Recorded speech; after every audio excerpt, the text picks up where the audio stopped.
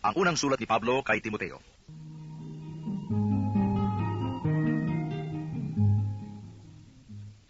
Panimula. Si Timoteo ay isang kabataang Kristiyanong taga Asia Menor. Griego ang kanyang ama at Hudyo naman ang ina. Siya ang naging kasama at katulong ni Pablo sa pamamahayag ng mabuting balita tungkol kay Hesukristo. Sa unang sulat ni Pablo kay Timoteo, 3 pangunahing paksa ang tinalakay.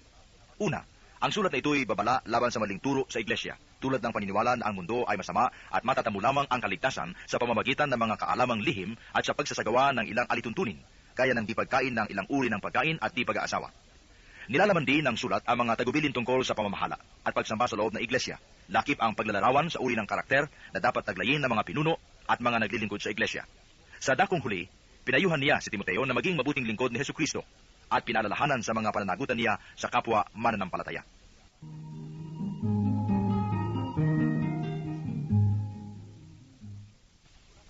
Kabanatang 1. Mula kay Pablo, apostol ni Kristo Jesus ayon sa kalooban ng Diyos na ating tagapagligtas, na si Kristo Jesus na ating pag-asa. Kay Timoteo, na tunay kong anak sa pananampalataya. Sumayo nawa ang pagpapala, habag at kapayapaan buhat sa Diyos Ama at kay Kristo Jesus na ating Panginoon.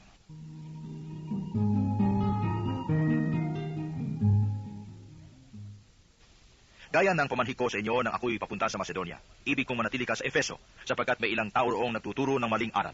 Iutos mong sila'y tumigil sa ginagawa nilang iyon. Pagsabihan mo rin sila na huwag nang pag-aksayahan ng panahon ang mga alamat at di matapos-tapos na talaan ng mga angkan. Ito'y pinagmumulan lamang ng mga pagtatalo at hindi makatutulong sa ikatutupad ng panukalan ng Diyos. Panukalang nalalaman ng tao sa pamamagitan ng pananampalataya. Ang layunin ng tagubiling ito ay pabukalin ang pag-ibig buhat sa pusong dalisay, malinis na budhi at tapat na pananampalataya. May ilang tumalikod sa mga bagay na ito at nagumon sa walang kabuluhang pakikipagtalo. Ibig nilang maging guro ng kautusan gayong hindi nila nauunawaan ang kanilang sinasabi ni ang mga bagay na itinuturo nila ng buong tiwala. Alam naman nating ang kautusan ay mabuti kung ginagamit sa wastong paraan. Alalahanin nating hindi ginawa ang kautusan para sa mabubuting tao, kundi para sa mga ayaw kumilala sa batas, mga salarin, mga ayaw kumilala sa Diyos, mga makasalanan, mga lapastangan, mga walang hilig sa kabanalan, mga pumapatay sa ama't ina, at mga mamamatay tao. Ang kautusan ay ginawa rin dahil sa may hilig sa kahalayan, mga nakikiyapid sa kapwa lalaki, mga kidnapper, mga sinungaling, mga bulaang saksi, at sa sinumang sumasalungat sa wastong aral, aral na naayon sa mabuting balita. Ito'y galing sa dakila at mapagpalang Diyos at ipinagkatiwala sa akin upang ipahayag. Nagpapasalamat ako kay Kristo Jesus na ating Panginoon na nagbigay sa akin ng lakas para sa gawain ito, sapagkat ako'y minarapat niya at hinirang na maging lingkod. Hinirang niya ako upang maglingkod sa Kanya, bagamat noong unay nagsalita ako laban sa Kanya. Bukod dito'y inusig ko siya't nilait. Sa kabila nito'y kinahabagan ako ng Diyos sapagkat hindi ko nalalaman ang aking ginagawa noong hindi pa ako naniniwala sa Kanya. Iginawad sa akin ng Panginoon ang Kanyang masaganang pagpapala, kalakip ang pananampalataya at pag-ibig na nasa atin dahil sa pakikipag-isa kay Kristo Jesus. Narito ang isang katotohanang dapat tanggapit paniwalaan ng lahat. Si Kristo Jesus ay naparito sa sanglibutan upang iligtas ang mga makasalanan, at ako ang pinakamasama sa lahat. Ngunit kinahabagan ako ng Diyos upang sa nangyari sa akin ay ipakita ni Kristo Jesus kung gaano siya katiyaga at maging halimbawa ito sa mga mananalig sa Kanya at pagkakalooban ng buhay na walang hanggan. Purihin at dakilain magpakailanman ang iisang Diyos, Haring walang hanggan, walang kamatayan, at di nakikita. Amen. Timoteo, anak ko, ang mga bagay na ito'y itinatagubilin ko sa iyo ayon sa malaunang inihula sa iyo. Ang hula nawang ito ang magpasigla sa iyo, sa iyong pakikipaglaban na may pananampalataya at malinis na budhi. May mga taong hindi sumunod sa kanilang budhi at dahil dito'y winasak nila ang kanilang pananampalataya. Kabilang dito sina Himeneo at Alejandro. Ibinigay ko na sila kay Satanas upang turuang huwag magsalita ng laban sa Diyos.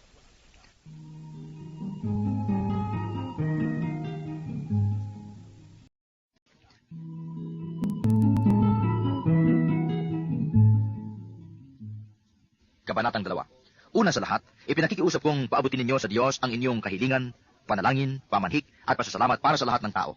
Kayo din ang gawin ninyo para sa mga hari at mga may kapangyarihan, upang makapamuhay tayo ng tahimik at payapa, marangal at may kabanalan. Ito ang mabuti at nakalulugod sa Diyos na ating tagapagligtas na ang ibig ay malikas ang lahat ng tao at makaalam ng katotohanan. Sapagkat iisa ang Diyos at iisa ang tagapamagitan sa Diyos at sa mga tao, ang taong si Kristo Jesus na naghandog ng kanyang buhay upang tubusin ang lahat.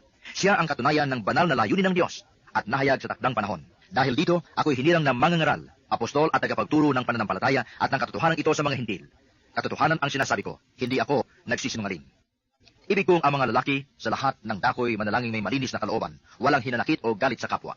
Ang mga babae na may dapat maging mahinhin, maayos, at maingat sa pananamit at ayos ang buhok.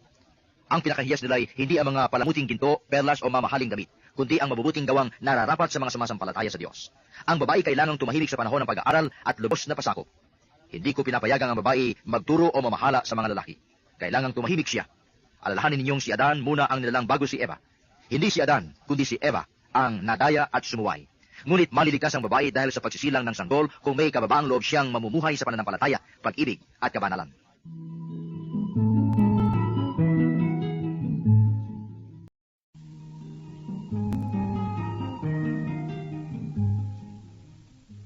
Kabanatang 3. Totoo ang kasabihang ito. Ang nagnanais na maging tagapangasiwa sa iglesia ay naghahangad ng mabuting gawain. Kaya kailangang wala siyang kapintasan, isa lamang ang asawa, marunong magpigil sa sarili, maingat, kagalang-galang, bukas ang tahanan at mabuting tagapagturo. Kailangan din siya ay hindi mahilig sa alak, hindi mapusok, kundi mahinahon at maibigin sa kapayapaan. Hindi kahaman sa salapi. Kailangan siya ay mahusay mamahala sa sariling sambahayan, iginagalang at sinusunod ng kanyang mga anak. Paano makapangangasiwa ng maayos sa iglesia ng Diyos ang isang tao kung ang sambahayan lamang niya ay hindi kayang pamahalaan? Kailangan siya ay matagal ng mananampalataya. Kung hindi, baka siya maging palalo at tuloy mahatulan gaya ng diablo. Kailangan din siya ay iginagalang ng mga taong hindi kaanib sa iglesia at nang di siya mapulaan at hindi mahulog sa bitag ng diablo. Kailangan naman ang mga magiging tagapaglingkod sa iglesia ay marangal, tapat mangusap, hindi sugapa sa alak at hindi sakim. Kailangan sila ay tapat sa pananampalataya na ating ipinahayag at walang dapat ikahiya. Kailangan subukin muna sila at makitang marapat bago gawing tagapaglingkod. Kailangan ang kanilang mga asawa ay matitino, hindi mapanirang puri, kundi mabait at tapat sa lahat ng bagay. Kailangan ding isa lang ang asawa ng isang tagapaglingkod sa iglesia. Maayos siyang mamahala sa sariling sambahayan at mabuting magpasunod sa kaniyang mga anak. Ang tagapaglingkod na tapat sa tungkulin ay gagalang ng lahat at buong tapang nilang may papahayag ang pananampalatayang napasa atin dahil sa ating pakikipag-isa kay Kristo Jesus. Malaki ang pag-asa kung makikita tayo sa lalong madaling panahon. Gayunay, sinulat ko rin ang mga tagubiling ito upang hindi man ako makarating agad ay malaman mo rin ang dapat ugaliin sa sambahayan ng buhay na Diyos sa iglesia na siyang haligat sa ligan ng katotohanan. Napakahiwaga namang katotohanan ng ating relihiyon. Siya ay nahayag ng maging tao at pinatototohanan ng Espiritu. Nakita ng mga anghel, ipinangaral sa sanlibutan, pinaniwalaan ng lahat, at sa langit ay tinanggap.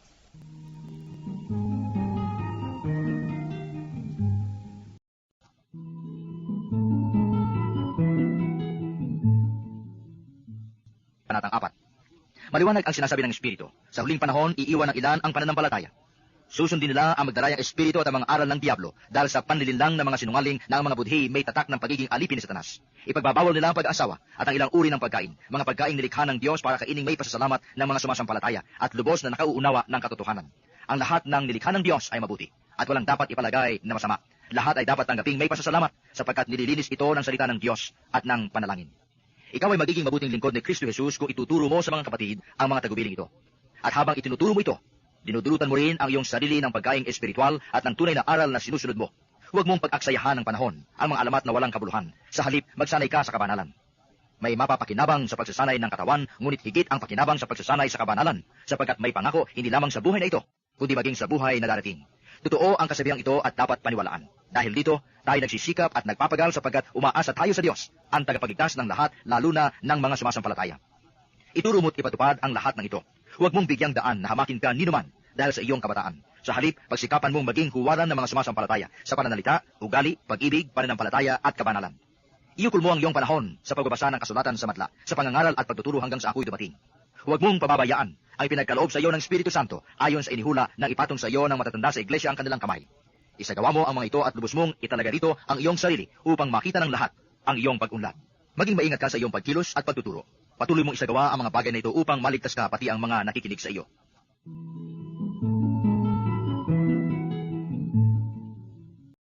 Kabanatang 5. Huwag mong pagwiwikaan ang mga lalaking higit na matanda sa iyo, kundi pakiusapan mo silang tulad sa iyong ama.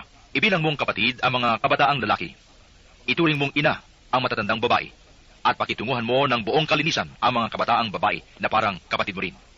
Igalang mo't tulungan ang mga babaeng balo na walang ibang maasahan sa buhay. Kung ang isang babaeng balo ay may mga anak o apo, ang mga ito ang dapat kumalinga sa kanilang magulang bilang pagtanaw ng utang na loob sapagkat ito ang nakalulugod sa Diyos. Ang tunay na babaeng balo ay yaong nag-iisa na sa buhay. Ang Diyos ang tanging niyang pag-asa, kaya patuloy siyang dumadalangin gabit araw. Ngunit ang babaeng balo na nabubuhay sa kalayawan ay may tuturing ng patay. Ipatupad mo sa kanila ang utos na ito na hindi sila mapintasan. Ang sinumang hindi kumakalinga sa kanyang mga kamag-anak, lalo na sa mga kasambahay, ay tumatalikod sa pananampalataya at masahol pa sa mga walang pananampalataya. Ang mga tulad nito ang isasama mo sa talaan ng mga babaeng balo. Di kukulangin sa 60 taon, minsan lamang nag-asawa, at kilala sa paggawa ng mabuti. Napalaki ng maayos ang kanyang mga anak, magiliw tumanggap sa mga nakikituloy sa kanyang tahanan, naglingkod sa mga hinirang ng Diyos, tumulong sa nangangailangan, at itinalaga ang sarili sa paggawa ng mabuti. Huwag mong isasama sa talaan ang mga balong bata pa, sapagkat kapag nag-alab ang pagnanasang mag-asawa uli, mapapabayaan nila ang paglilingkod kay Kristo. Dahil dito'y masisira sila sa una nilang pangako, at matututo silang magtamad at mag-aksaya ng panahon sa pangangapit bahay. Ang masama pa nito, sila'y magiging mapanghimasok at madaldal. Kaya't sa ganang akin, mabuti pang sila'y mag-asawa uli, magkaanak, at pagyamanin ang sariling sambahayan para hindi magkaroon ng pagkakataon ng ating mga kaaway na mapagwikaan tayo ng masama. Sinasabi ko ito sapagkat may ilan ng balo ang nahikayat ni Satanas. Kailangang alagaan ng mga babaeng mananampalataya ang kamag-anak bilang balo na hindi sila maging dalahin ng iglesia. Sa gayon, ang pansin ng iglesia ay maiuukol na sa mga balo na walang ibang inaasahan. Pag-ibayuhin ninyo ang ibinibigay sa matatandang mahusay mamahala, lalo na yoong nangangaral at nagtuturo ng salita ng Diyos. Ito ang sinasabi ng kasulatan. Huwag mong bubusalan ang baka habang ginagamit sa pag-iik. Nasusulat din, ang manggagawa ay karapat-dapat na bayaran. Huwag mong tatanggapin ang paratang sa isang matanda kung walang patotoo ng 2 o 3 saksi. Pagsabihan mo sa harapan ng lahat ang sinumang ayaw tumigil sa paggawa ng masama para matakot ang iba. Sa harapan ng Diyos at ni Kristo Jesus at ng kanyang mga anghel, iniutos kong isagawa mo ang mga tagubiling ito nang walang kinikilingan o itinatangi. Huwag mong ipapatong agad ang iyong kamay sa sinuman upang bagyan ito ng kapangyarihang mamahala. Ingatan mong huwag masangkot sa kasalanan ng iba. Manatili kang walang dungis. Huwag tubig lang ang inumin mo. Uminom ka rin ng kaunting alak. Ito'y makatutulong sa iyong panunaw at sa iyong kalusugan sapagkat lagi kang sinisikmura.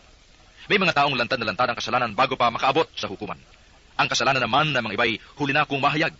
Gayon din naman, may mabubuting gawa na madaling mapansin. Kung hindi man mapansin agad, ito'y hindi malilihim habang panahon.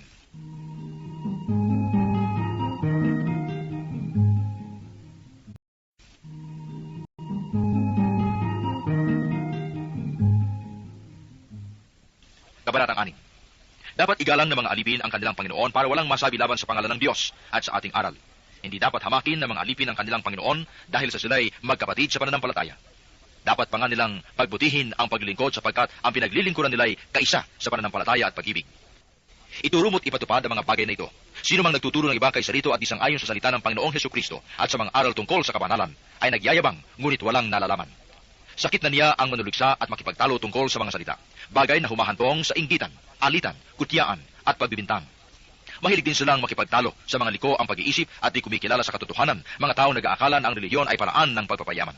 Kung sa bagay, malaki nga ang mapapakinabang sa relihiyon kung ang tao ay marunong masiyahan. Wala tayong dalang anuman sa sanlibutan at wala rin tayong madadala pag-alis dito. Kaya dapat na tayong masiyahan kung tayo may kinakain at dinaramit. Ang mga nagnanasang yumaman sa anumang paraan ay mahuhulog sa tukso at sa bitag na masasamang hangaring magtutulak sa kanila sa kapahamakan. Sapagkat ang pag-ibig sa salapi ay siyang ugat ng lahat ng kasamaan. Dahil sa paghahangad ng magkamal ng salapi, may mga nalayo sa pananampalataya at nasadlak sa paghihirap ng kalooban. Ngunit ikaw na lingkod ng Diyos, umiwas ka sa mga bagay na ito. Sikapin mong mamuhay sa katwiran, kabanalan, pananalig, pag-ibig, pagtitiis at kaamuan. Gawin mo ang buo mong makakaya sa pakikibaka alang-alang sa pananampalataya at kakamtan mo ang buhay na walang hanggan. Yamang diyan katinawag ng Diyos nang ipahayag mo sa harapan ng maraming saksi ang iyong pananampalataya. Sa ngalan ng Diyos na nagbibigay buhay sa lahat ng bagay at sa ngalan ni Kristo Jesus na nagpapatotoo sa harapan ni Poncio Pilato, iniutos ko sa iyo, ang mga tagubiling ito'y panatilihin mong mabisa at walang kapintasan hanggang sa pagdating ng Panginoong Hesukristo. Sa takdang panahon, siya ihahayag ng mapagpalang Diyos, ang makapangyarihang hari ng mga hari at Panginoon ng mga Panginoon. Siya lamang ang walang kamatayan, ang nananahan sa liwanag na di matititigan. Hindi siya nakita o makikita ni numan. Sa kanya ang karangalan at ang walang hanggang kapangyarihan. Amen. Sabihin mo sa mayayaman na huwag magmataas. Huwag silang umasa sa kayamanang di mananatili, kundi sa Diyos na masaganang nagkakaloob ng lahat ng bagay sa ating ikasisiya. Turuan mo silang gumawa ng mabuti, magpakayaman sa mabubuting gawa, maging bukas ang palad at matulungin sa kapwa. Sa ganitong paraan sila makapag-iimpok para sa hinaharap at magkakamit ng tunay na buhay. Timoteo, pakaingatan mo ang pinagkatiwala sa iyo. Iwasan mo ang mga usapang di nakalulugod sa Diyos at ang pangangatwiran ng lisyang karunungan. Ang mga namamaraling may ganitong karunungan ay nalihis sa pananampalataya. Sumainyo nawa ang pagpapala ng Diyos.